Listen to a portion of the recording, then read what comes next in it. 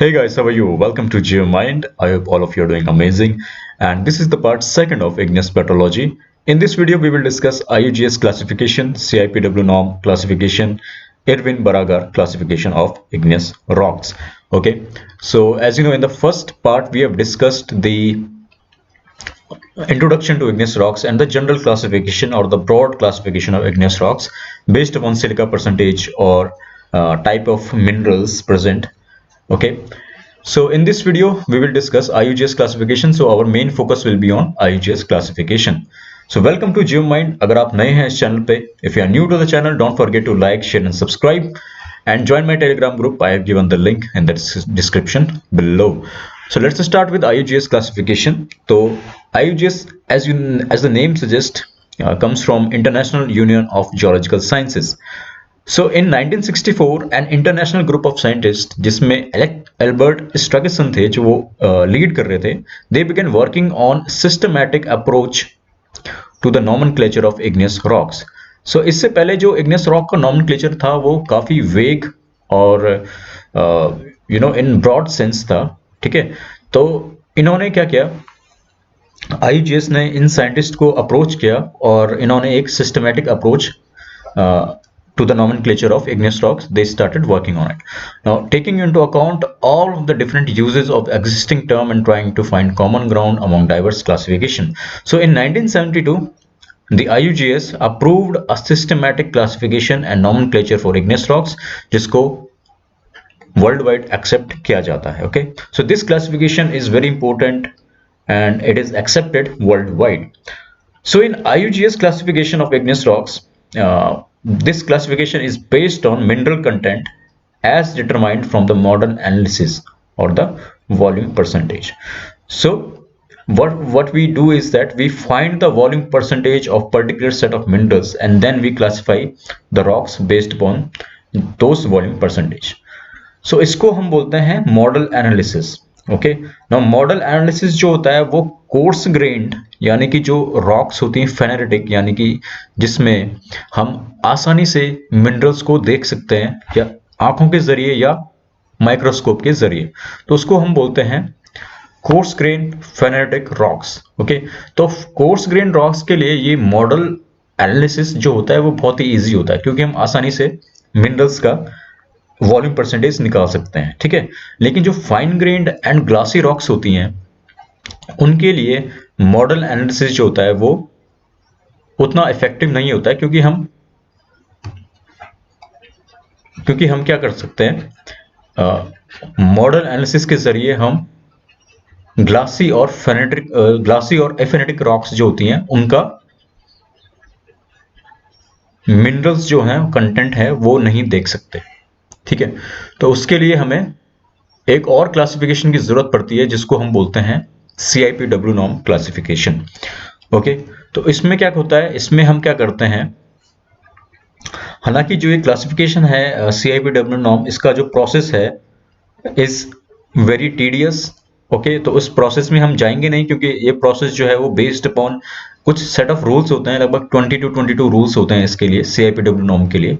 ठीक है, और वो हम उसमें नहीं जाएंगे क्योंकि वो उतना इंपॉर्टेंट नहीं है उसमें, क्योंकि अब सॉफ्टवेयर का यूज किया जाता है और डायरेक्टली हम सॉफ्टवेयर से कर सकते हैं. ठीक है, तो CIPW नॉर्म का हम क्या करेंगे, सिर्फ एक ब्रीफ ओवरव्यू लेंगे और हमारा फोकस जो रहेगा वो IUGS नॉर्म पे रहेगा. तो आपको ये ध्यान में रखना है कि जो fine grain and glassy rocks होती हैं उसके लिए हम क्या करते हैं, केमिकल एनालिसिस करते हैं या नॉर्म एनालिसिस उसको बोलते हैं. ठीक है, so using a chemical analysis which can be recalculated into standard igneous minerals so that IUGS mineralogical classification can be applied. Okay, so for fine grained rocks what we do is that we first do chemical analysis, then उस chemical analysis के जरिए हम क्या करते हैं, कुछ minerals को assumption लेते हैं उन minerals का. Okay, and then we again classify them based upon IUGS classification. Okay, so CIPW norm को पहले हम खत्म करते हैं.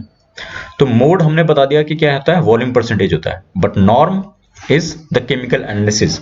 Now before presenting the IUGS classification we have to discuss how a chemical analysis of a rock is recast into a set of hypothetical igneous minerals known as norm to contrast it with the mode. Okay, now which is the abundance of actual minerals observed in a rock.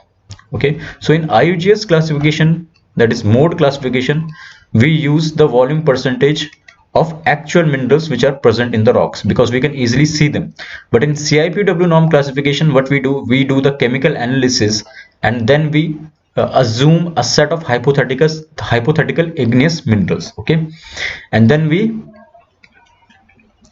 convert them into the volume, their weight percent into the volume percent. Okay, so CIPW norm classification was given by 4 scientists known as Cross, Eddings, Pearson and Washington. Okay, let me just first remove this because it's getting messy. Sorry about it. Okay, so CIPW जो norm है वो इन 4 scientist ने दिया था. So they devised a method CIPW by which chemical analysis of rocks could be recast into common anhydrous rock forming minerals. तो आपको ये ध्यान में रखना है कि जो हम हाइपोथेटिकल सेट ऑफ मिनरल्स की बात कर रहे हैं CIPW नॉर्म में, उनमें जो मिनरल्स हैं वो एनहाइड्रस होने चाहिए. ठीक है, अब एनहाइड्रस क्या होता है? एनहाइड्रस आप सिंपल ले लो कि वो मिनरल्स जिनके अंदर कोई भी वाटर नहीं होता है present. Okay, in their structure. Okay, so in recognition of their contribution, this calculated mineral composition is known as CIPW norm. Okay, तो अब हम आते हैं बेसिक्स पे जो कि काफी इंपॉर्टेंट है CIPW के. तो पहला जो है वो है normative classification systems are commonly used in aphanitic और glassy volcanic rocks. Okay, now remember aphanitic rocks can be those rocks which mineral can be seen through a microscope but not through our eye. Okay, if there is a aphanetic rock, okay, there can be 2 chances here. पहला तो ये कि उसके जो mineral हैं वो petrological microscope के अंदर दिख रहे हैं. ठीक है, अगर वो पेट्रोलॉजिकल माइक्रोस्कोप के अंदर दिख रहे हैं तो हम आसानी से IUGS क्लासिफिकेशन उसे कर सकते हैं. लेकिन if the minerals of aphanitic rocks can not be seen under the microscope, then we use the CIPW norm. Okay, you have to remember this. Now normative calculations, in normative calculations there are specific rules. तो जो rules की बात कर रहा था वो लगभग 20 से 22 रूल्स हैं. उनके बारे में हम बात नहीं करेंगे because they are not that much beneficial. Okay, उसमें टाइम इन्वेस्ट नहीं कर सकते हैं. So they are used to convert rocks bulk chemical composition. तो हम क्या करते हैं कि रॉक्स का पहले बल्क केमिकल कंपोजिशन लेते हैं और उस बल्क केमिकल कंपोजिशन से हम मिनरल्स को बनाते हैं, हाइपोथेटिकल सूट बनाते हैं उन मिनरल्स का. Okay, and those minerals are anhydrous minerals. ये आपको देखना है. ठीक है, फिर norm is a process that takes rock bulk chemical composition and creates hypothetical suite of minerals. ये हमने डिस्कस कर दिया. ठीक है, तो इस मेथड में क्या होता है? अजम्पशन होते हैं. ओके, तो अज्यूम करते हैं उन मिनरल्स को कि भाई ये मिनरल्स बने होंगे, but they are not actual minerals. So they do closely resembles the actual minerals. Okay, so these hypothetical sort of minerals closely resemble the actual minerals, or that based upon those minerals we identify the rocks. So CIPW norm calculation do not consider the role of high pressure or hydrous mineral phases such as mica and amphibole. ये आपको ध्यान में रखना है. ठीक है, तो कुछ सॉफ्टवेयर यूज होता है जैसे कि volcanos.usgs.government पे जाओगे आप तो वहां पे एक सॉफ्टवेयर है जो पूरी कैलकुलेशन को कर सकता है. ठीक है, तो स्टैंडर्ड जो CIPW नॉर्म मिनरल्स होते हैं वो ये होते हैं, जैसे क्वार्ट्ज हो गया, ऑर्थोक्लेज हो गया, एल्बाइट हो गया, अनॉर्थाइट हो गया, ये सब CIPW नॉर्म के मिनरल्स हैं. ठीक है, तो ये हमने डिस्कस कर दिया CIPW नॉर्म. अब हम आते हैं मॉडल एनालिसिस पे जो कि IUGS का है. तो मॉडल एनालिसिस कुछ नहीं है. मॉडल एनालिसिस बेसिकली क्या है? फाइंड करना होता है कि volume abundance of minerals which is known as the mode. Okay, so mode is actually the volume percentage of minerals in that particular rock. Okay, तो मॉडल एनालिसिस करने के लिए हमें सिर्फ कुछ नहीं करना होता है, एक थिन सेक्शन बनाना पड़ता है रॉक के सैंपल का। और थिन सेक्शन आपको पता है, मैंने ऑप्टिकल माइक्रो जो ऑप्टिकल मिनरलोजी है वो उसके मैंने सारी वीडियोस बना दी हैं, आप चेकआउट कर सकते हो। And in that thin section we know that the thickness of thin section is around 13 microns. Okay, और उस थिन सेक्शन में जो मिनरल्स होंगे उनको हम काउंट करेंगे और उनका एरिया निकाल देंगे। ठीक है, so we calculate the area of each and every mineral, और उसके बेसिस पे हम वॉल्यूम परसेंटेज निकालते हैं उन मिनरल्स का। ठीक है, एरिया के बेसिस पे, क्योंकि हमें हाइट तो पता ही है। So you must identify and record each mineral that is located immediately beneath the cross hair. Okay, तो हम ऑब्वियसली माइक्रोस्कोप का यूज कर रहे हैं, तो क्रॉस हेयर्स आएंगे। क्रॉस हेयर्स का यूज करके हम पॉइंट काउंटिंग मेथड होता है एक, जिसमें क्या होता है, एक ग्रिड बनी होती है, as you can see here this is your thin section. Thin section ऐसे दिखता है माइक्रोस्कोप के अंदर, और ये छोटे छोटे जो आपको ये दिख रहे हैं ये मिनरल्स हैं। तो हम ईच एंड एवरी मिनरल्स को काउंट करेंगे माइक्रोस्कोप के जरिए, और उसका एरिया निकाल के वॉल्यूम परसेंटेज निकाल देंगे। ठीक है, तो ये बात रही पॉइंट काउंटिंग की और मॉडल एनालिसिस की। तो जैसे कि आप यहाँ पे देख सकते हैं, अगर कुछ ऐसा आपको दिखेगा माइक्रोस्कोप के अंदर, तो आप यहाँ पे देख सकते हैं भाई ये मिनरल जो है वो 15% ऑफ वॉल्यूम है उसका उस रॉक सैंपल में। ठीक है, वैसे यहाँ पे आप देख सकते हैं 30% वॉल्यूम है। तो ऐसे पॉइंट काउंटिंग के जरिए एरिया निकाल के हम कर सकते हैं। ठीक है, तो ये भी जो वो है वो भी हम सॉफ्टवेयर के जरिए कर सकते हैं। तो एक NIH इमेज जे सॉफ्टवेयर होता है, उसके जरिए हम मॉडल एनालिसिस कर सकते हैं। तो आप जैसे कि यहाँ पे देख सकते हैं होल रॉक कंपोजिशन की जो मैं बात कर रहा था CIPW नॉर्म में, उसमें हम ज्यादातर ऑक्साइड्स का लेते हैं। ठीक है, ये हमने ऑक्साइड्स निकाल दिया होल रॉक कंपोजिशन, और इसके जरिए हम हाइपोथेटिकल सेट ऑफ मिनरल्स बनाते हैं इन CIPW। ओके, जिसमें एनहाइड्रस मिनरल्स होते हैं। Okay, so we do not use amphiboles, mica वगैरह, एंड उसके जरिए हम क्लासिफाई करते हैं। ठीक है, ये वाला है मिनरोलॉजिकल कंपोजिशन ऑफ रॉक। तो इसमें हम मिनरल्स यूज कर रहे हैं, जैसे कि भाई ये एक पर्टिकुलर सेट ऑफ मिनरल है, let's say this is plagioclase, okay, this is orthoclase. Okay, so individual minerals को हम देखते हैं इन मिनरोलॉजिकल कंपोजिशन। और मॉडल कंपोजिशन जो मैं बात कर रहा हूँ ये IUGS में यूज होता है। इसमें हम वॉल्यूम परसेंटेज देखते हैं मिनरल्स का। Let's say this is a mineral, इसका वॉल्यूम परसेंटेज 13.7 है यहाँ पे, बी का 15.9 है, सी का 70.4 है, and total is 100। And wait percentage भी ऐसे निकाला जाता है। ठीक है, अब हम आगे चलते हैं और सीधा क्लासिफिकेशन देखते हैं जो इंपॉर्टेंट है IUGS की।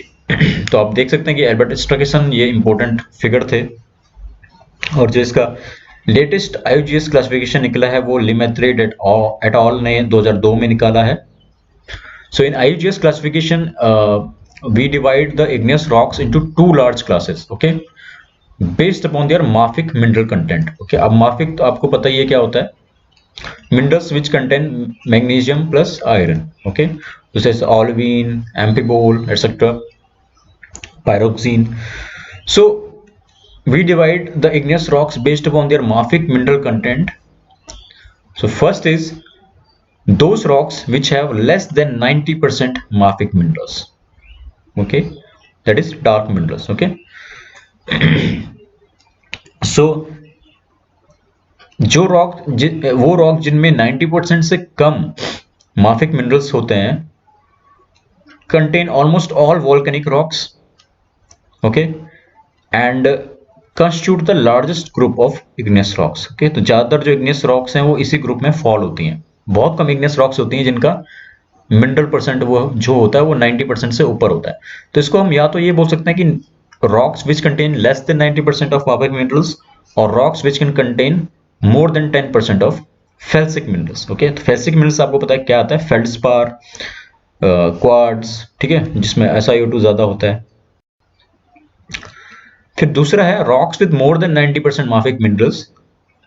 ओके, तो ऑब्वियसली जिसमें 90% से ज्यादा माफिक मिनरल्स होते हैं वो क्या होते हैं, प्लूटोनिक रॉक्स होती हैं, यानी कि वो सरफेस के नीचे पाई जाती हैं मोर देन 1 किलोमीटर डेप्थ पे। ओके, तो उनमें फेल्सिक जो मिनरल होते हैं वो लेस देन 10% होते हैं। अब इसी ग्रुप में हम 2 रॉक को डिवाइड करते हैं, फेनेटिक और एफेनेटिक। ठीक है, फेनेटिक में आपको आ गया कि जो कोर्स ग्रेन रॉक्स होती हैं, कोर्स ग्रेन, एफेनेटिक अपनी फाइन ग्रेन। अब यहाँ पे आपको एक क्वेश्चन बन रहा होगा कि यार एफिनिटिक रॉक्स जो होती हैं वो तो CIPW नॉर्म के जरिए हम क्लासिफाई करते हैं। तो आपको याद रखना कि मैंने वहां पे जो डिस्कस किया था एफिनिटिक में, वो होती हैं जिनके अंदर जो माइक्रोस्कोप के जरिए हम उसका मॉडल एनालिसिस निकाल सकते हैं। तो वहां पे इन एफिनिटिक रॉक्स की बात हो रही है, ठीक है। तो फेनेटिक ऑब्वियसली कोर्स ग्रेन्ड है तो प्लूटोनिक रॉक होंगी, एफिनिटिक फाइन ग्रेन्ड है तो वोल्केनिक रॉक होती है, ठीक है। अब इनको हम क्या करते हैं, एक डायमंड शेप ट्रायंगुलर डायग्राम पे प्लॉट करते हैं, ठीक है। इसको अभी हम डिस्कस करेंगे अभी। और ये जो QAPF आपको दिख रहा है यहाँ पे, ये Q रिप्रेजेंट करता है क्वार्ट्ज मिनरल को, A रिप्रेजेंट करता है alkali feldspar mineral, P represent करता है प्लेजियोक्लेस को। अभी हम इसको डिस्कस करेंगे, अभी आपको इसमें जाने की जरूरत नहीं है। वैसे ही फेनेट्रिक रॉक हैं तो उनको हम ऐसे ट्रायंगुलर डायग्राम पे रिप्रेजेंट करते हैं। तो ये रही ब्रॉड क्लासिफिकेशन IUGS की। तो आप यहाँ पे देख सकते हैं बेसिक माफिक मिनरल। माफिक मिनरल में बता रहा था ना कि माफिक मिनरल क्या होता है, डार्क मिनरल होते हैं, जैसे कि olivine, pyroxene, amphibole, biotite, these all are minerals, mafic minerals. Felsic minerals क्या होते हैं आप नीचे कमेंट में कर सकते हो, कम से कम 5 फेल्सिक मिनरल्स के आप नाम लिखिए नीचे कमेंट में। तो rock containing less than 90% mafic minerals are classified onto the basis of their content of the following group of minerals, ठीक है। तो अब जो rocks जो होती हैं जिनमें 90% से कम mafic mineral होता है, वो इनके बेसिस पे हम उनको क्लासिफाई करते हैं, ठीक है। Q फॉर क्वार्ट्ज सबको पता है, A फॉर एल्कली फेल्डस्पार यानी कि ऑर्थोक्लेज, माइक्रोक्लाइन, सैनिडीन, परथाइट, अनऑर्थोक्लेज, और एल्बाइट को भी हम एल्कली फेल्डस्पार में लाते हैं। हालांकि एल्बाइट जो होता है वो अपना प्लेजियोक्लेस फेल्डस्पार में आता है, but since it contains sodium we call it as alkali feldspar. Now P for plagioclase यानी कि एनॉर्थाइट 5 टू एनॉर्थाइट 100, ठीक है। यानी कि अपना जो पूरा प्लेजियोक्लेस ग्रुप ही हो गया अपना, जैसे लैब्राडोराइट हो गया, ठीक है, अनॉर्थाइट हो गया, स्कैपोलाइट हो गया। फिर F फॉर फेल्डस्पाथोइड्स। फेल्डस्पाथोइड्स मिनरल्स वो होते हैं जो फेल्डस्पार की तरह ही होता है, लेकिन वो सिलिका अंडर सैचुरेट, उसमें सिलिका नहीं होता है, ठीक है। सिलिका बहुत कम मात्रा में होता है। तो nepheline, sodalite, leucite, analcite. And M for mafic minerals, olivine, pyroxene, amphibole, mica and opaque minerals. तो rocks are commonly plotted in either a QAP और FAP ट्रायंगुलर डायग्राम। QAP मतलब quartz alkali plagioclase diagram, okay, quartz alkali plagioclase diagram, और FAP diagram, ठीक है, FAP feldspathoids alkali and plagioclase diagram. तो इसका कहने का मतलब ये है कि भाई दो में क्यों कर रहे हैं, क्योंकि होता क्या है कि जो क्वार्ट्ज और फेल्डस्पाथोइड होते हैं वो कंपैटिबल नहीं होते नेचर में, so that's why we are using 2 diagrams here, okay, at diamond shape diagram. जैसे कि आप रिएक्शन से देख सकते हैं, this is your albite, this is your quartz, ठीक है। तो एल्बाइट और क्वार्ट्ज क्या बनाएगा, सीधा नेफ्लिन बनाएगा, ओके। वैसे ऑर्थोक्लेज क्वार्ट्ज क्या बनाएगा, सीधा ल्यूसाइड बनाएगा, ओके। तो कहने का मतलब ये है कि क्वार्ट्ज और नेफ्लिन कभी एक साथ नहीं आ सकते, ठीक है।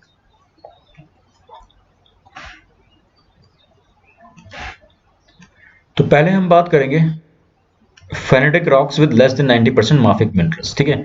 तो इसमें अभी हम जाएंगे नहीं इन रॉक्स में, सबसे पहले मैं कैलकुलेशन और प्लॉटिंग करते हैं। तो जैसे कि आप यहाँ पे देख रहे हैं कि बहुत सारे नए होंगे स्टूडेंट्स जिनको पता नहीं होगा कि ये ट्रायंगुलर डायग्राम कैसे प्लॉट करते हैं। तो कैलकुलेशन एंड प्लॉटिंग की बात करेंगे। तो IUGS system requires that we determine the mineral component of a rock and plot the percentage of 3 of those components on appropriate triangular diagrams to determine the proper name, ठीक है। तो हम 3 minerals को लेते हैं जो सबसे मेन बेसिक मिनरल्स होते हैं। तो यहाँ पे आपको पता है कि हमने quartz, alkali feldspar, plagioclase and F को लिया है, यानी कि QAPF मिनरल्स को लिया है, ठीक है। और डायग्राम क्या है हमारा, डायमंड शेप है। तो एक ट्रायंगल में सिर्फ 3 ही मिनरल आएंगे, ऑब्वियस सी बात है। तो इसका कैलकुलेशन कैसे करते हैं हम, ठीक है। तो जैसे कि आप देख सकते हैं, ये एक let's say this is your triangular diagram, और हमें यहाँ पे कुछ A पॉइंट है, ठीक है, और इसको प्लॉट करना है। तो सबसे पहले हम देख सकते हैं कि भाई जो X है इसको हम कैसे प्लॉट करेंगे, ठीक है। तो हम क्या करेंगे, Z और Y लाइन से हम ऊपर की तरफ जाएंगे, ठीक है। और this represent increasing percentage of x, यानी कि एपेक्स पे जो है एक्स इज 100%, ठीक है, और यहाँ पे क्या है एक्स इज 0%, राइट। वैसे ही हम एक्स वाई लाइन से जेड की तरफ जाएंगे तो इंक्रीजिंग परसेंटेज ऑफ जेड, यानी कि जेड यहाँ पे 100% है और इस लाइन पे 0% है, ठीक है। वैसे ही वाई जो है हम इधर की तरफ जाएंगे तो Y is 100% here and here it's 0%। तो आगे बढ़ते हैं और देखते हैं कि कैसे प्लॉट करते हैं। तो in order to plot a point on triangular diagram using particular values of X Y Z they must be total 100%। तो सबसे पहली बात तो ये है कि हमारे पास मान लो एक्स वाई जेड वैल्यूज हैं दे रखी हैं, यानी कि मान लो भाई ये 12% है, ये 30% है, ये 40% है, ठीक है। तो ये 100, इनका सम 100% होना चाहिए। Okay, that's only we can calculate or plot it because if there is not 100% तो हम प्लॉट नहीं कर सकते, ठीक है। तो यहाँ पे तो 100% नहीं है, तो इसको हम क्या करना पड़ेगा, इसको 100% बनाना पड़ेगा। कैसे बनाएंगे उसकी प्रोसेस आगे देखते हैं, ठीक है। This is accomplished by multiplying each by 100 upon x plus Y plus Z. Okay, तो जैसे कि आप यहाँ पे देख रहे हैं an example point A has the component x is equal to, ये पॉइंट ए है मान लो, और इसका जो कंपोनेंट है वो है 9.0, 2.6 एंड 1.3, ठीक है। ये हमें मिल रहा है, कुछ मिनरल्स ऐसे मिल रहे हैं हमें, ठीक है, रॉक के अंदर जिनका कंपोनेंट ये है। अब इनका सम करेंगे हम तो भाई सम तो 100 तो निकल नहीं रहा है, ठीक है। तो इसको हम नॉर्मलाइज करेंगे bye multiplying each of them by 100 upon, ये फॉर्मूला आपको याद रखना है, 9 प्लस 2.6 प्लस 1.3, ये आ रहा आपका 7.75। तो 7.75 से सबको मल्टीप्लाई कर देंगे हम। तो उसके बाद जो आएगा वो आएगा हमारा 70%, 20% एंड z इज 10%। अब हमारा सम भी जो है वो 100% आ गया। अब हम प्लॉट कर सकते हैं। तो 70% को कैसे प्लॉट करेंगे हम, अगर x हमारा 70% है तो हाउ वी विल प्लॉट, तो we know that increasing toward x, ठीक है। तो यहां से हम क्या करेंगे, दिस इज योर 0, 10, 20, 30, 40, 50, 60, 70। तो ये वाली लाइन हमारी x की आ गई, ठीक है। हमने यहां से ऊपर की तरफ बढ़े तो यहाँ पे हम 0% है, यहाँ पे 100%, ठीक है। तो this is somewhere 70% of x। अब दूसरा क्या है, y का है 20%, so y is here, so we will just opposite to y, we will move towards y here. Okay, so this is your 0, 10, 20, this line represent 20% of y। तो हम ये वाली लाइन हमें मिल गई, ठीक है। फिर this is z is 10% only, okay, so this is your z, this is यहाँ पे 100%, यहाँ पे 0%, so this line represent 10, this is 10। तो ऐसे मैं इसे एक्सटेंड करूंगा तो ये पॉइंट हमें मिल गया, ठीक है। तो ये सारी लाइन जहाँ पे इंटरसेक्ट हो रही है वो पॉइंट हमें मिल गया, ठीक है। तो ये वाला पॉइंट है हमारा a। ऐसे ही हम क्या कर सकते हैं, प्लॉट कर सकते हैं, और ज्यादातर क्वेश्चंस इन्हीं से आते हैं, इस टाइप के क्वेश्चन आते हैं, ठीक है। तो एक क्वेश्चन है ये, upon examining a phenolic rock we determine that it has following mode: 18% quartz, 32% plagioclase, 70%, 27% orthoclase, 12% biodite, 8% hornblende and 3% opics। Okay, तो इसमें हम देख रहे हैं कि एक्स्ट्रा मिनरल्स भी आ रहे हैं, जैसे कि 12% यहाँ पे बायोटाइट भी आ गया, 8% हॉर्नब्लेंड भी आ गया, 3% ओपिक्स भी आ गए, ठीक है। लेकिन आपको ध्यान में ये देखना है कि सिंस जो QAP है वो मोर देन 10% है, तो ये फेनेटिक रॉक्स हैं, ठीक है। तो इसमें हम इनको इग्नोर कर देंगे, ठीक है, और इनका नॉर्म निकाल देंगे, 18% का उस नॉर्मेटिव कर देंगे इसको, ठीक है, यानी कि 100% कर देंगे। सो हमारे पास 18, 32, 27 है, तो Q plus P plus A 77, 100 upon 77 को हम मल्टीप्लाई करेंगे ईच से, तो हमें Q 23 मिल जाएगा, P 42 मिल जाएगा, A 35 मिल जाएगा, और इनका सम 100 हो गया, ठीक है। तो इसको हम प्लॉट करेंगे तो क्या मिल जाएगा, रॉक जो होगी ग्रेनाइट हमें मिल जाएगी, ठीक है। तो ये बात रही प्लॉटिंग की कि कैसे प्लॉट करते हैं, ठीक है। तो सबसे पहले बात करते हैं हम कि how we classify and name the most rock using IUGS classification. तो पहला जो प्रोसीजर है वो सबसे पहले है कि भाई हम रॉक को डिटरमाइन करेंगे कि whether the rock is pyroclastic और नॉट। ठीक है, हमें मान लो हमें कोई रॉक मिल रही है तो सबसे पहले हमें रूल आउट करना होगा कि whether it's a pyroclastic rock और नॉट। पायरोक्लास्टिक आपको पता है, पहले वीडियो में मैंने डिस्कस किया था कि it is a rock comprising of rock fragments of ash, okay, for और वॉल्केनिक फ्रेगमेंट्स एटसेट्रा। तो अगर वो जो है वो पायरोक्लास्टिक रॉक है तो पायरोक्लास्टिक रॉक कुछ ऐसे दिखती है, यहाँ पे देख सकते हैं कि फ्रेगमेंट्स हैं, ओके, इन ग्राउंड मास। तो हम उसको ये प्लॉटिंग के जरिए क्लासिफाई करेंगे। तो आप ये दिख रहे हैं ये ट्रायंगुलर डायग्राम है, यहाँ पे ब्लॉक्स एंड बॉम्ब्स हैं। अब ये ब्लॉक्स एंड बॉम्ब्स क्या हैं, ये एक्चुअली कुछ नहीं है, नाम है फ्रैगमेंट्स का। तो अगर कोई भी रॉक है उसमें फ्रैगमेंट्स जो है वो मोर देन 64 मिलीमीटर बड़े हैं, ठीक है, तो उनको हम ब्लॉक्स एंड बॉम्ब्स बोलेंगे। बॉम्ब्स वो बोलेंगे जो बॉम्ब शेप में होते हैं, यानी कि स्मूथ होते हैं, something like this, and blocks obviously angular shape में होते हैं, ठीक है। So if molten during fragmentation, typically rounded, blobby, flattened or stretched. Block if not molten during fragmentation, typically angular or broken, ठीक है। तो यहाँ पे ब्लॉक्स एंड बॉम्ब्स आ गए, उनका साइज मोर देन 64 मिलीमीटर होता है। वैसे यहाँ पे लेपेली आ गया, लेपेली बहुत छोटी होती है, ओके, फ्रेगमेंट्स 2 to 64 mm, तो यहाँ पे आप देख सकते हैं। एंड ऐश सबको पता है, ठीक है, मोर लेस देन 2 मिलीमीटर। तो आप देख सकते हैं बॉम्ब देखो कैसे दिखता है, बॉम्ब की तरह दिख रहा है, ओके। सो उनके बेसिस पे हम उस रॉक को क्लासिफाई करेंगे, ठीक है। तो अगर मोर देन 75% जो है उसमें ब्लॉक्स एंड बॉम्ब्स हैं उस रॉक में, ओके, ऑब्वियसली यहाँ पे आपको 100% मिलेगा, यहाँ पे आप लेपेली 100% मिलेगी, एंड यहाँ पे ash is 100%। So if block and bombs are more than 75%, we will call it as pyroclastic brachia, okay। if more than 75% lepili, remember ये 25% इसका है, ब्लॉक एंड बॉम्ब का, ठीक है, और लेपेली कहाँ पर, लेपेली का 75% ये हो जाएगा, ठीक है। if more than 75% lepili, it's called lepili stone, okay। if more than 75% ash, we will call it as tuff, okay। and सब इक्वल अमाउंट में है तो tuff brachia, okay।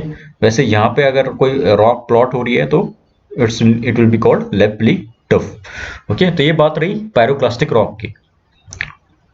अगेन अगर रॉक पायरोक्लास्टिक नहीं है लेकिन रॉक क्या है, वॉल्केनिक है, okay, and the volume percentage, यानी कि मोड डिटरमाइन हो रहा है उस रॉक के मिनरल का, तब हम यहाँ इस की प्लॉटिंग पे आएंगे, ठीक है। So this is your quartz, this is your alkali feldspar, this is your plagioclase, and this is your F यानी कि फेल्डस्पाथोइड्स मिनरल्स, ओके।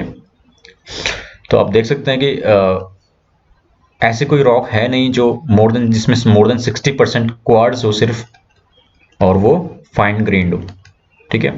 तो देयर इज नथिंग हियर। राइलाइट है, राइलाइट में मोर देन 20% क्वार्ट्ज हो सकता है, okay, more than 35% alkali feldspar, ठीक है। आप भी देख सकते हैं इस लाइन से ये 65 है, यानी कि ये 65 जो है ये प्लेजियोक्लेस का है, तो 65, तो 35 जो है वो एल्कली फेल्डस्पार का हो जाएगा, ठीक है, ये लाइन। तो more than 35% of alkali feldspar, more than 20% of quartz, okay. तो ये राइलाइट, वैसे ही डाइकाइट रॉक होती है वो यहाँ पे प्लॉट होगी, वैसे ही ट्रैकाइट होती है, लेटाइट होती है, एंडेसाइट बसॉल्ट होती है, ठीक है। तो ये इसमें प्लेजियोक्लेस ज्यादा होता है। तो अब एंडेसाइट और बसॉल्ट में क्या अंतर होता है, ये प्रॉब्लम ज्यादातर IUGS क्लासिफिकेशन में आती है क्योंकि कहीं कहीं ये एक साथ 2-3 रॉक को प्लॉट कर देता है, ठीक है। तो उसके लिए हमें और मेथड की जरूरत पड़ती है, जैसे कि एंडेसाइट बसॉल्ट है। तो यहाँ पे ड्रॉबैक्स हैं IUGS के। तो classification shown does not cover any hypobasal shallow intrusive rock, okay, ये बात भी यहाँ पे इंपॉर्टेंट है। ये सिर्फ या तो प्लूटोनिक रॉक की बात करेगी या फिर वॉल्केनिक रॉक की बात करेगी, ओके। सच एज डायाबेस एक हाइपोबेसल रॉक होती है जिसको डोलराइट भी बोलते हैं, इज नॉट कवर्ड, ओके। और जो लेस कॉमन रॉक होती हैं जैसे कि कार्बोनेटाइट्स होती हैं, लैम्प्रोइड्स, लैम्प्रोफायर्स होते हैं, स्फिलाइट्स, केराटोफायर्स, ये रॉक्स जो होती हैं ये IUGS क्लासिफिकेशन में नहीं कंसिडर की जाती हैं, ठीक है। तो ये ड्रॉबैक्स हैं IUGS के। फिर दूसरी मैं बात कर रहा था कि जैसे कि एंडेसाइट बसॉल्ट को एक ही में कर दिया गया है यहाँ पे, ठीक है। तो एंडेसाइट बसॉल्ट को हम कैसे फिर डिस्टिंग्विश करेंगे? Okay, so one can not distinguish andesite from basalt using figure, जो हमने अभी देखी IUGS फिगर, ठीक है। तो IUGS recommends a distinction based upon colour. तो कलर का हमने जो क्लासिफिकेशन देखा था पहली वीडियो में, उसके जरिए हम एंडेसाइट और बसॉल्ट को क्लासिफाई कर सकते हैं, ठीक है। तो जो एंडेसाइट होती है is defined as a plagioclase rich rock either with color index below 35% or with greater than 52% SiO2, ठीक है। तो andesite is more felsic than basalt, ये आपको ध्यान में रखना है, ठीक है।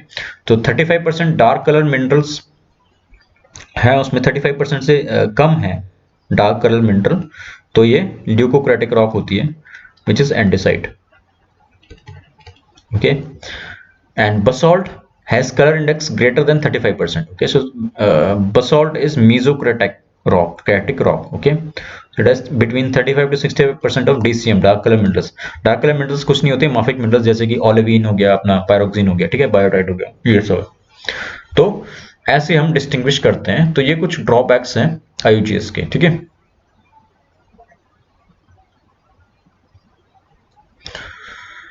तो इस वाले डायग्राम में हम क्वार्ट्स को नहीं लेते हैं, यहाँ पे फेल्ड्स्पाथोइड आ गया तो उसके आगे फॉइड लग जाएगा। जिस तरीके का फेल्ड्स्पाथोइड होगा, यानी कि जिस तरीके का फेल्ड्स्पाथोइड मिनरल्स होता है, जैसे कि नेफ्लिन हो गया, तो नेफ्लिन उसके आगे लग जाएगा रॉक के, ठीक है।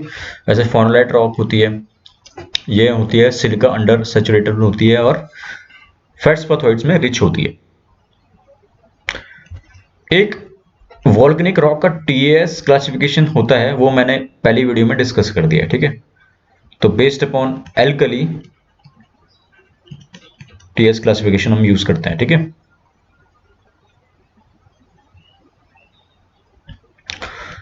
वैसे कोमाटाइट एक रॉक होती है जिसमें TiO2 अगर लेस देन 1% होगा तो उसको हम कोमाटाइट बोलते हैं, ठीक है। वैसे मेमेकाइट होती है जिसमें TiO2 मोर देन 1% होती है, ठीक है।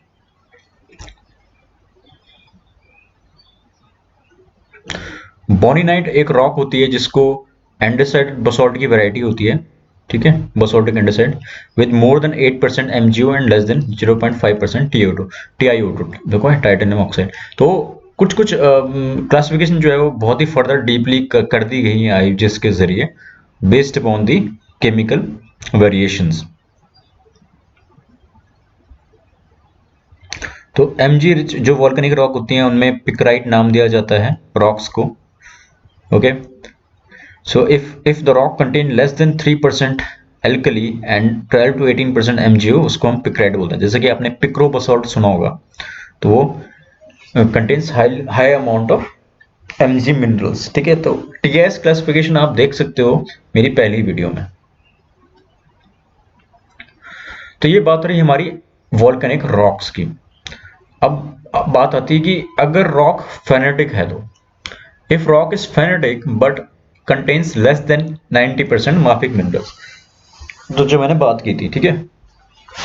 तो इसका मतलब ये है कि अगर less than mafic 90% mafic minerals हैं तो इट शुड कंटेन एटलीस्ट 10% और more than 10% quartz, alkali feldspar, plagioclase and feldspathoids, okay, which are then normalized to 100%। ये आपको ध्यान में रखना है कि मोस्ट ऑफ द टाइम अगर कोई रॉक हमें मिल रही है तो उसमें ये QAPF मिनरल तो मिल ही रहे हैं, एंड सपोज M भी मिल रहा है उसमें, तो टोटल QAPF प्लस M का तो 100% होगा, लेकिन इसका टोटल 100% नहीं होगा। और उसको नॉर्मलाइज करने के लिए जो मैंने फॉर्मूला बताया था अभी, वो फॉर्मूला होता है। तो इन सब का सम क्या होगा, 100% होना चाहिए। वैसे फिर QAPA का अगर हम प्लॉट करें QAPP में, तो इनका भी सम जो है वो 100% होना चाहिए नॉर्मलाइजेशन के जरिए, ठीक है, okay. That is 100/Q plus A plus P into Q। तो ये आपका हो जाएगा Q का नॉर्मलाइज, वैसे इंटू A का करेंगे तो नॉर्मलाइज, फिर P का करेंगे तो नॉर्मलाइज हो जाएगा, ठीक है। तो आप देख सकते हैं ये फेनेटिक रॉक्स हैं which contains more than 10% of QAP minerals, QAPF minerals और less than 90% of माफिक minerals. सो जैसे ग्रेनाइट है तो ग्रेनाइट को यहाँ पे प्लॉट किया गया है. ओके, वैसे ग्रेनोडाइराइट है, granodiorite contains more plagioclase than your typical granite. Tonalite है तो और ज़्यादा प्लेजियोक्लेस होगा. ठीक है, वैसे यहाँ पे देखिए तो वहाँ यहाँ पे वही 3 क्रॉक्स को एक साथ प्लॉट कर दिया गया है. डायराइट को, गैब्रो को, अनॉर्थोसाइट को एक साथ प्लॉट कर दिया गया है. ये इसका ड्रॉबैक है IUGS का, क्योंकि ये कहीं कहीं पे बहुत सारी रॉक को एक जगह प्लॉट कर देता है. ओके, तो ये सारी रॉक्स हैं, ये आप देख सकते हो, डायग्राम को डाउनलोड कर सकते हो और चेकआउट कर सकते हो. एक क्वेश्चन है आपके लिए, rock contains 9% nepheline, 70% orthoclase, 2% plagioclase, identify the rock. Okay, तो एक क्वेश्चन आप अटेम्प्ट कर सकते हो और इसका आंसर आप दे सकते हो नीचे कमेंट बॉक्स में. अब यहाँ पे फॉइड आपको दिख रहा होगा टर्म, ये फॉइड F, फॉइडोलाइट, फॉइड मोन्जोगेब्रो, फॉइड मोन्जोडाइराइट, फॉइड मोन्जोसाइनाइड. तो फॉइड जो है वो कॉमन टर्म होता है फेल्डस्पाथ मिनरल्स के, लेकिन जरूरी नहीं है. जब हम नेम करते हैं तो हमें उस पर्टिकुलर मिनरल का नेम यहाँ पे लगाना पड़ेगा. ठीक है, तो फेल्डस्पाथोइड जो आ रहा है, मान लो नेफ्लिन आ रहा है तो नेफ्लिन मोन्जोसाइनाइड, नेफ्लिन मोन्जोगेब्रो, नेफ्लिन मोन्जोडाइराइट. ओके, इस तरीके से नाम करना है हमें. फिर for rocks that plot near P, a problem arises. 3 relatively common rock types, gabbro, diorite and anorthosite, are plotted at the same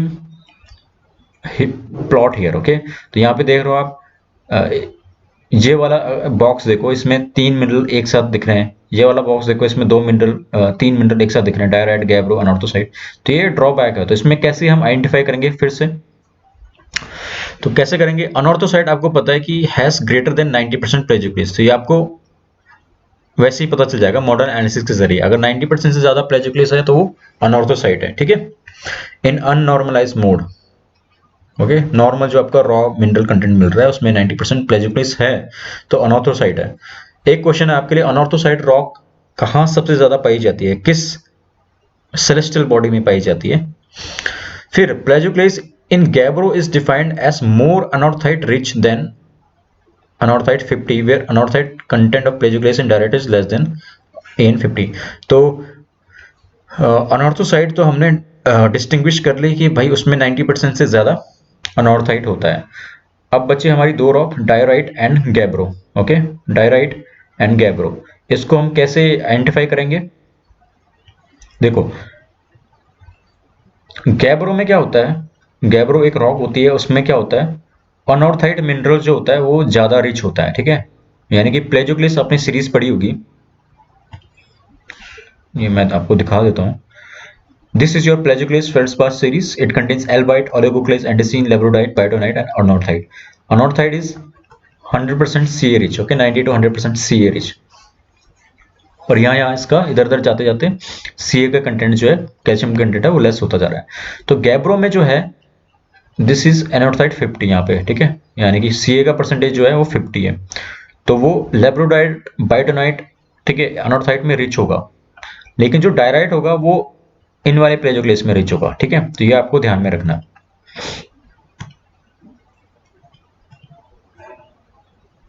okay, so गैब्रोज are दस टिपिकली वेरी डार्क. ओके, जितना ज्यादा CA होगा उतना ज्यादा डार्क रॉक होगी. ठीक है, whereas diorite have black and white appearance. Okay, तो गैब्रो में जो है एक तो अनॉर्थाइट कंटेंट सबसे ज्यादा होता है. ठीक है, देन डायोराइट एंड इट में इसमें पायरोक्सिन एंड ऑर्थोपायरोक्सिन सबसे ज्यादा होता है, ओलिविन भी होता है. लेकिन जो डायराइट रॉक होती है इसमें जो माफिक मिनरल होते हैं वो ज्यादातर हॉर्नब्लेंडे एंड बायोटाइट. ओके, तो इसका जो अपीयरेंस है वो सॉल्ट एंड पेपर जैसा आपको दिख रहा होगा. ठीक है, white salt, black pepper, and gabbro is more darker. ठीक है, तो इस तरीके से हम आइडेंटिफाई कर सकते हैं अनॉर्थोसाइट, डायोराइट एंड गैब्रो को, जो IUGS क्लासिफाई नहीं कर रहा है यहाँ पे. ठीक है, हॉर्नब्लेंडे क्या होता है आपको कमेंट में आप कर सकते हो. किस तरीके का एम्फीबोल होता है, मोनोक्लिनिक होता है, ऑर्थोरम्बिक होता है। ओके, तो आप यहाँ पे देख सकते हो ये रॉक टाइप्स हैं यहाँ पे फेनेटिक की, फेनेटिक। तो ग्रेनाइट आपको दिख रहा है कलर कंटेंट कैसा है।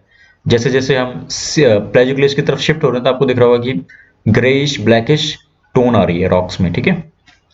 और जैसे जैसे हम एल्कली फेल्सपार की तरफ शिफ्ट हो रहे हैं तो आपको पिंकिश व्हाइटिश टोन आ रही है, ठीक है। और क्वार्ट्ज की तरफ शिफ्ट हो रहे हैं तो आपको व्हाइटिश टोन आ रही है। वैसे हम फॉइड्स की तरफ शिफ्ट हो रहे हैं तो आपको ब्लूइश ब्लैकिश टोन मिलेगी, ठीक है। तो आपको सोडोलाइट पता है, sodalite is a type of feldspathoid. Okay, अब हम बात करेंगे गैब्रो जो रॉक होती है ना, गैब्रो को भी हम सब डिवाइड करते हैं डिफरेंट टाइप्स रॉक में, ठीक है। तो gabbro is your plutonic rock. Okay, so on the basis of type of pyroxene mineral, we classify the gabbro rocks into different types. तो यहाँ पे अगेन ट्रायंगुलर डायग्राम है, यहाँ पे आपको प्लेजियोक्लेस मिलेगा, यहाँ पे पायरोक्सिन मिलेगी, यहाँ पे ओलिविन मिलेगी। पहला डायग्राम ये। दूसरा डायग्राम प्लेजियोक्लेस सबसे टॉप पे, यहाँ पे ऑर्थोपायरोक्सिन एंड सीपीएक्स। तो यहाँ पे ओलिविन गायब हो गया, हमने पायरोक्सिन को ऑर्थोपायरोक्सिन एंड क्लाइनोपायरोक्सिन में डिवाइड कर दिया, ठीक है। वैसे यहाँ पे प्लेजियोक्लेस सेम रहेगा, यहाँ पे पायरोक्सिन रहेगा, और यहाँ पे हॉर्नब्लेंड है यानी कि एम्फीबोल को ला दिया है। तो तीन तरीके से हम sorry what my writing, amphibole, तो तीन तरीके से हम गैब्रो को करते हैं। और ये आपको ध्यान रखना है कि एग्जाम में पूछा जाता है इससे questions. So if rock contains equal amount of plagioclase, pyroxene and olivine, we call it as olivine gabbro. Okay, if a rock contain plagioclase and pyroxene, we call it as gabbro or norite. Okay, यहाँ पे आप देख सकते हैं olivine नहीं है अगर rock में तो सिर्फ गैब्रो गैब्रो आएगा, ठीक है। तो आप देख सकते हैं कि हम इधर की तरफ जाते हैं तो ओलिविन का कंटेंट बढ़ रहा है, लेकिन यहाँ पे ओलिविन बहुत कम है, लेस देन 10% है, तो गैब्रो आएगी जो है प्रॉपर गैब्रो रॉक होती है, ठीक है।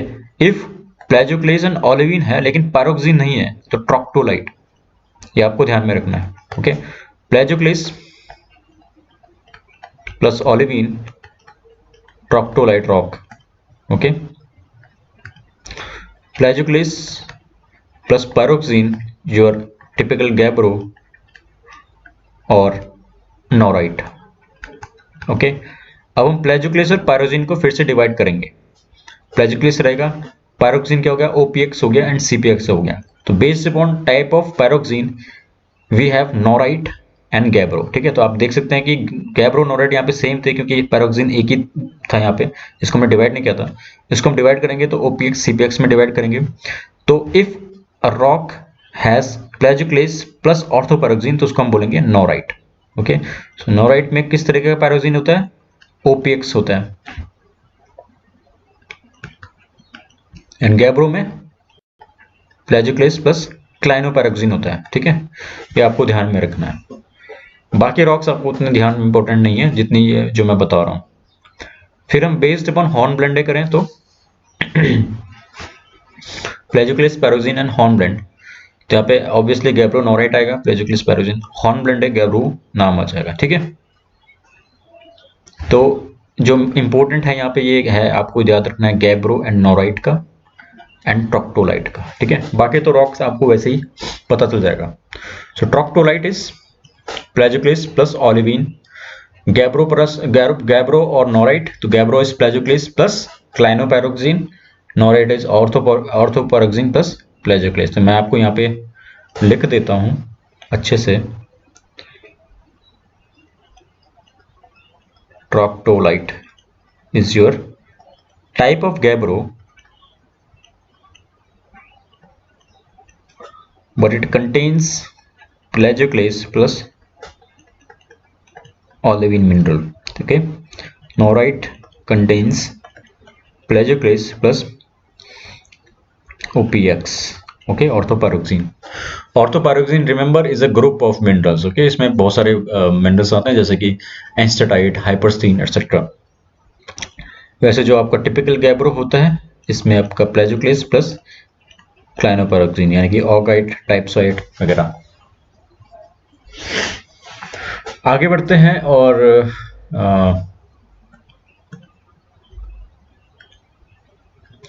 देखते हैं। तो rocks with more than 90% of mafic minerals, अब हम आगे हैं rocks with more than 90% of mafic minerals, या इनको हम अल्ट्रामाफिक रॉक्स बोल सकते हैं, ठीक है। तो जो मैंने अभी डिस्कस किया था, if a rock is aphanitic, remember this rock में भी मोर देन 10% जो होगा, मोर देन 10% जो होगा वो फेजिक मिनरल होंगे, ठीक है, क्योंकि वोल्केनिक जो होता है वो अल्ट्रामाफिक रॉक्स में नहीं पाया जाता है, ठीक है। तो this is also your less than 90% mafic minerals, okay। So volcanic equivalent of ultramafic is not there, so that's why we only have phenetic ultramafic rocks, okay। So ultramafic rocks are subdivided based on mafic minerals।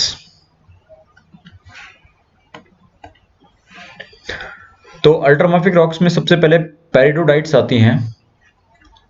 तो पेरिडोडाइट्स को हम divide करते हैं different rocks में based upon type of mineralogy such as olivine, pyroxene के basis पे, ठीक है। तो यहाँ पे आप देख सकते हैं again triangular diagram, this is your olivine mineral, this is your orthopyroxene, clinopyroxene, okay. अगर रॉक जो है, और यहाँ पे हॉर्न ब्लेंड है, इस वाले डायग्राम में हॉर्न ब्लेंड आ गया, पैरोक्सिन एक जगह कर दिया, ठीक है। अब ध्यान रखिए इसमें कुछ रॉक्स इंपॉर्टेंट हैं, जैसे कि ओलिवीन जो रॉक, अगर ओलिवीन मोर देन 90% है किसी रॉक में, ठीक है, this is your 100%, this is more than 90%, तो इसको हम बोलेंगे ड्यूनाइट, okay. Only one mafic minerals can be found. For example, this layer is composed of olivine. It would be referred to as dunite. Okay. So if more than 90% olivine, you have your rock dunite. Okay. If equal amount of olivine, orthopyroxene and CPX is there, then we call it as laherzolite. Okay. Laherzolite. So laherzolite जो rock होती है represent your upper mantle, okay, ये आपको ध्यान में रखना है, represent your upper mantle. Upper mantle में जो रॉक पाई जाती है वो लैटरलाइट रॉक पाई जाती है, it contains equal amount of all three minerals, okay. Then there is harzburgite rock which only contains olivine and orthopyroxene, okay. So it is depleted in clinopyroxene, यानी कि अपना ऑगाइट एंड डाइऑक्साइड वगैरह इसमें नहीं होते हैं। So mantle peridotite immediately beneath the mid oceanic ridges, ये आपको ध्यान में रखना है। जो हर्ट्जबर्गाइट रॉक होती हैं वो मिड ओशिनिक रिजेस में पाई जाती हैं, from which basaltic magma has been extracted and is composed of olivine and orthopyroxene, okay. तो पार्शियल मेल्टिंग के कारण जो होता है, जो रेजिड्यू लेफ्ट बच जाता है वो उसको हम बोलते हैं, ठीक है। लैटरलाइट की जब पार्शियल मेल्टिंग होगी तो हर्ट्जबर्गाइट रॉक आपको दिखेगी मिड ओशिनिक रिजेस में, ओके। नाउ वेहरलाइट जो रॉक होती है वो olivine and CPX and does not contain OPX, okay, and websterite only OPX and CPX। so ये आपको 4-5 रॉक जो है वो आपको ध्यान में रखनी है based upon this diagram. Horn blende वाले उतना इंपॉर्टेंट नहीं है बिकॉज इसमें प्रीफिक्स जो है वो हॉर्न ब्लेंड आ रहा है। तो इन जो ये रॉक्स हैं, ये तीन जो रॉक्स हैं, हर्ट्जबर्गाइट, लैटरलाइट एंड वेहरलाइट, इनको हम बोलते हैं पेरिडोडाइट रॉक्स, ओके। ड्यूनाइट अपना 90% से ज्यादा हो गया, एंड अगर किसी भी रॉक में 40% से ज्यादा क्या है, सॉरी 60% से ज्यादा क्या है, पायरोक्सिन है, तो उसको हम बोलेंगे pyroxenite, okay. So no volcanic equivalent are given for the ultramafic rocks because for the most part no magmas of these composition ever existed, okay। तो ये आपको ध्यान में रखना है कि अल्ट्रामाफिक रॉक्स का वोल्केनिक इक्विवेलेंट नहीं है, लेकिन सिर्फ एक एक्सेप्शन है, वो है कोमाटाइट, ओके।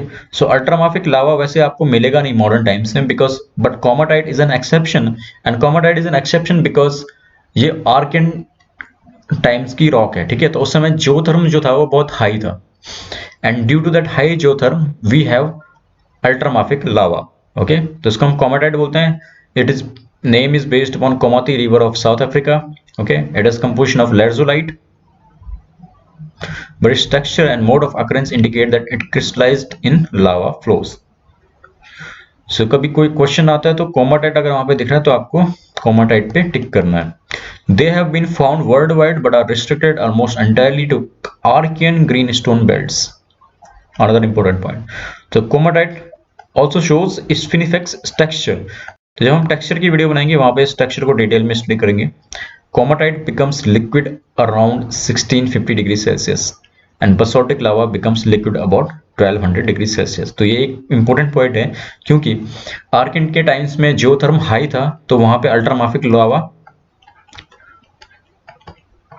लावा हो सकता था। ओके, एज यू नो अल्ट्रामाफिक लावा जो होता है वो हाई टेम्परेचर पे लिक्विड रहता है, लेकिन लो बासाल्टिक लावा होता है वो लो टेम्परेचर पे लिक्विड रह सकता है। Okay, so such high temperature imply that Archean geotherm must have been higher than in later times. Okay, so Archean geotherm, अभी जियोथर्म कितना है 30 डिग्री सेल्सियस पर किलोमीटर के आसपास है शायद, तो हो सकता है आर्कियन जियोथर्म जो वो 40 डिग्री सेल्सियस के आसपास हो, and that's why the ultramafic lava existed at that time. Okay, अब हम बात करते हैं इरविन बरागार क्लासिफिकेशन की। तो Irvine Baragar classification of volcanic rocks is based upon genetic classification. Okay, what is okay, Irwin Baragar, this is your last classification and it is based upon, it is of volcanic rocks. Okay, remember that. So IUCS classification is not a genetic classification, ये आपको ध्यान में रखनी है। Genetic classification का मतलब क्या है, वो ओरिजिन बेस्ड अपॉन ओरिजिन की क्लासिफिकेशन नहीं है, ठीक है। वो अपनी मॉडल एनालिसिस की है, वॉल्यूम परसेंटेज ऑफ मिनरल्स पे है, ठीक है। So in IUGS classification rocks names are based purely upon the modal और नॉर्मेटिव अबंडेंस ऑफ मिनरल्स, ठीक है। और in case of volcanic rocks on their total alkali and silica contents, right. So IUGS rocks basically हमारी या तो mode या norm या TS classification पे बेस्ड होती हैं। Remember TS classification is also for volcanic rocks only. Okay, total alkali versus silica. लेकिन Irvine Baragar की जो क्लासिफिकेशन है वो जेनेटिक क्लासिफिकेशन है based upon tectonic settings. Okay, so through plate tectonics it became apparent that certain rock types, कुछ rock types ऐसी होती हैं जो एक साथ मिलती हैं। Okay, so they are genetic related and characterised of specific plate tectonic settings. Okay, so depending on different tectonic settings, plate tectonic settings, we have rocks which are genetically related to each other. So Irwin and Baragar distinguished three main series of igneous rocks referred to as subalkaline, alkaline and paralkaline, ठीक है। So paralkaline rocks are those rocks that are oversaturated with alkalis, और ये आपने magma series में भी पढ़ा होगा, ठीक है। तो आप ये भी कह सकते हो कि depending upon the magma series we have the classification of rocks. So paralkaline rocks are those that are oversaturated with alkalis, यानी कि Na2O and K2O में ज्यादा है, और alkali हमें इसलिए बोल रहे हैं भाई, आपको पता है कि Na and K they are your alkali metals.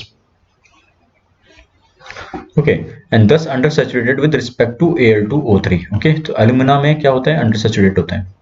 तो इसको हम बोल सकते हैं कि Na2O K2O में ज्यादा सैचुरेटेड है, तो इसको हम बोलेंगे पर alkaline rock. Okay,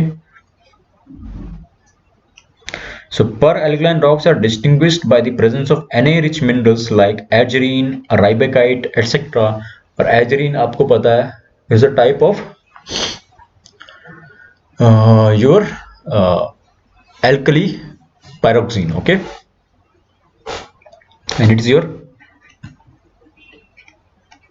CPX alkali pyroxene. CPX यानी कि क्लाइनोपायरोक्सिन, इसका मतलब ये है वो मोनोक्लिनिक में क्रिस्टलाइज होता है।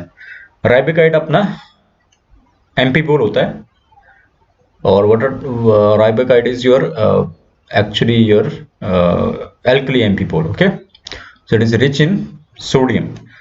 सब एल्कलाइन जो ग्रुप होता है इसको डिवाइड करते हैं हम tholeiitic and calc alkaline igneous rocks में, okay, based upon iron content. और थोलेटिक में आयरन रिच रॉक्स होती हैं, ठीक है।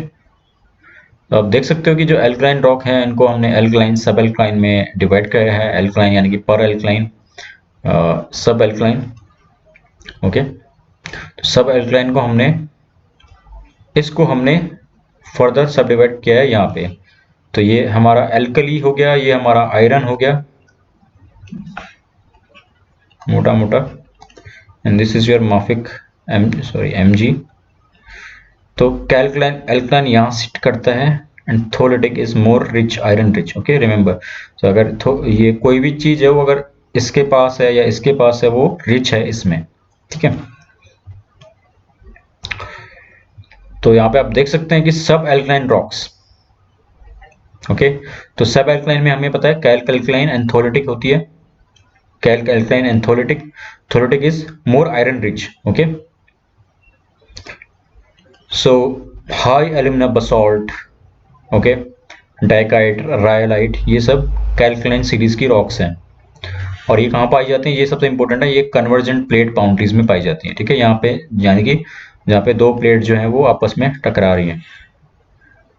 थोलेटिक बसॉल्ट सीरीज जो है वो डाइवर्जेंट प्लेट बाउंड्रीज में है, यानी कि हॉट स्पॉट हो गया, मिड ओशनिक रिज हो गया, ओके। तो आयरन रिच मैं बोलूंगा कि भाई रॉक्स कहाँ पाई जा रही हैं, तो वो अपनी मिड ओशनिक रिजेस वगैरह में पाई जा रही हैं, ठीक है। अब एल्कलाइन रॉक की बात करें, यानी कि पर एल्कलाइन और एल्कलाइन रॉक की बात करें, तो ये पेरेंट रॉक है एल्कलिक पिक्रिट बसॉल्ट, ओके। और इसका फिर अलग अलग ब्रांचेस हैं, इसमें पोटेक्सिक सीरीज, सोडिक सीरीज, ठीक है।